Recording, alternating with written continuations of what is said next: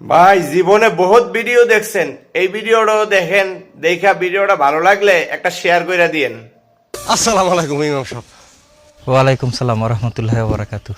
তা এখানে আইছেন, কিছু কইবেন? আসলে আমার একটা কাজ দরকার লিটন ভাই, আমার কি আপনার লোকে কাজে নিবেন? সি সি সি, এ কি কইতেছেন ইমাম সাহেব? আপনি আমার মসজিদের ইমাম, আমরা আপনার পিছনে নামাজ পড়ি, আমরা হইলাম আপনার মুসল্লি। আপনি আমার লগে কাজ করবেন, তা ওই জোগালির কাজ?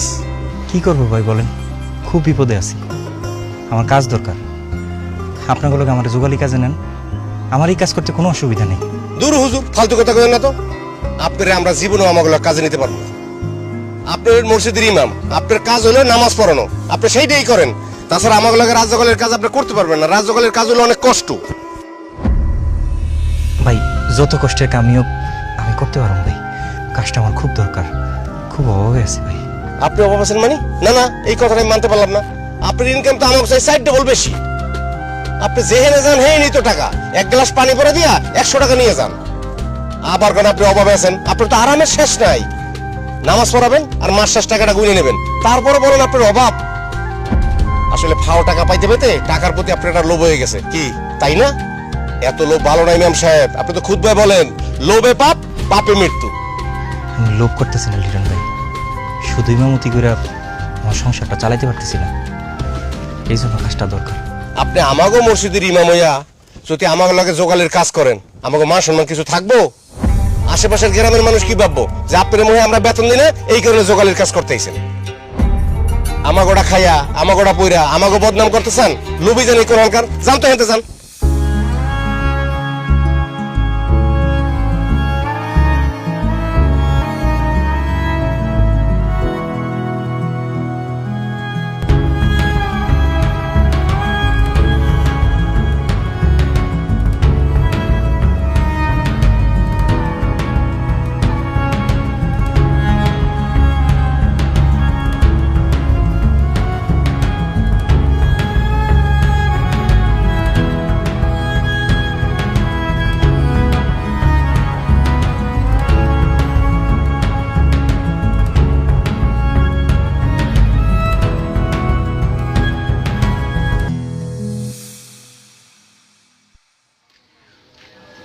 কি ব্যাপার, আপনি এত তাড়াতাড়ি বাড়িতে আয় পড়লেন যে? আপনার না কইছিলাম ইমামতির পাশাপাশি অন্য একটা কাজ করতে? আপনি কি কাজ করতে চান নাই? আমি কাজ করতে চাইছি, কত মানুষের কাছে কাজ চাইতে গেছি, কেউ আমারে কাজ দেয় না। সবাই কয় আপনি ইমাম সাহেব মানুষ, মসজিদে যায় নামাজ পড়েন, ওইটা আপনার কাজ। অন্য কোনো কাজ কেউ আমারে দিতে চায় না। আমি চেষ্টা করছি, কিন্তু কোনো কাজ ম্যানেজ করতে পারিনি। আমি জানতাম বাড়িতে ফিরে এসে আপনি এই কথাই কইবেন। আসল কথা হইলো আপনি একজন অকর্মা, সেই জন্য আপনার কেউ কাজ দেয় না। আপনি মসজিদে নামাজ পড়ানো ছাড়া না অন্য কোনো কাজই করতে পারেন না, সেই জন্য মানুষ আপনার কাজ দেয় না। বাকিতে চালটা যা কিছু নিয়ে আসছিলেন ওইগুলো সবই শেষ। কামে রোজগার তো আর কিছুই করতে পারতেছেন না। এখন কি খায় থাকবো? হাওয়া খায় থাকবো? আমি তো চেষ্টা করছি কাজ করার, কেউ আমারে কাজ না দিলে আমি কি করবো কও? কি করবেন মানে? কেউ যখন আপনার কাজ দেয় না, তাহলে আপনি একটা কাজ করেন, আপনি রিক্সা চালান।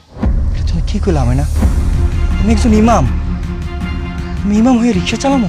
আর ইমাম হয়ে যে আপনার বউরে না খেয়ে রাখতেছেন, এটা মনে হয় খুব ভালো কাজ করতেছেন, একেবারে সওয়াবের কাজ করতেছেন। শোনেন, আমি না খায় থাকতে পারবো না। আপনার যদি রিক্সা চালাইতে হয় রিক্সা চালাবেন, যদি ভ্যান চালাইতে হয় ভ্যানই চালাবেন। আমার ঘরে বাজার সাথে আসলেই হয়। ইমাম সাহেব বাড়িতে আছেন? জি সভাপতি সাহেব, আসি। আসসালামু আলাইকুম। ওয়ালাইকুম সালাম রহমতুল্লাহ বারাকাতু। সভাপতি সাহেব, আপনি আমার বাড়িতে? একটু জরুরি দরকারে আসলাম। আজকে আমার আব্বার মৃত্যুবার্ষিকী তো, তাই ভাবছি মাগরিবের পরে একটা দোয়া মাহফিলের আয়োজন করব, আপনারা দাওয়াত দিতে আসছি। আপনি আসবেন, আইসা আমার আব্বা আম্মার নামে একটু দোয়া করবেন, আর একটু আমাদের সাথে ডাইল ভাত খায় যাবেন। আলহামদুলিল্লাহ, আমি আপনার দাওয়াত কবুল করলাম। তাইলে ঠিক আছে, আসি, সন্ধ্যার পরে দেখা হইব। আসসালামু আলাইকুম।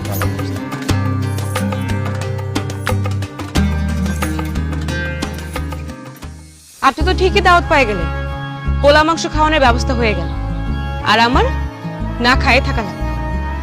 আপনি যে আমার বিয়ে করে কষ্ট দিতেছেন না, এর বিচার আপনার আল্লাহই করুন।